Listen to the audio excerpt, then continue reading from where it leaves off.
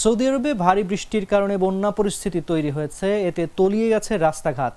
প্রকাশিত ছবিতে দেখা গেছে রাস্তায় অনেক গাড়ি পানিতে ডুবে গেছে।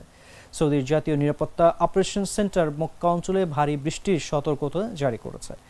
এর আগে দেশটির আবহাওয়া বিভাগ রেড অ্যালার্ট জারি করে। এতে তায়েফ, আরদিয়াত, আদহাম, বনি ইয়াজিদ ও মাইসান এলাকায় ভারী বৃষ্টির কথা বলা হয়। আবহাওয়াবিদরা মাঝারি থেকে ভারী বজ্রঝড়ের বিষয়ে সতর্ক করেছেন, যার প্রভাব পড়তে পারে নাজরান, জিজান, আসির আল বাহা ও মক্কা অঞ্চলে। মূলত সৌদির আকাশসীমায় গ্রীষ্মমণ্ডলীয় আর্দ্রতার প্রবাহ ও আরব উপদ্বীপের দক্ষিণ থেকে গ্রীষ্মমণ্ডলীয় বেল্টের স্থানান্তরের কারণে এমন পরিস্থিতি তৈরি হয়েছে।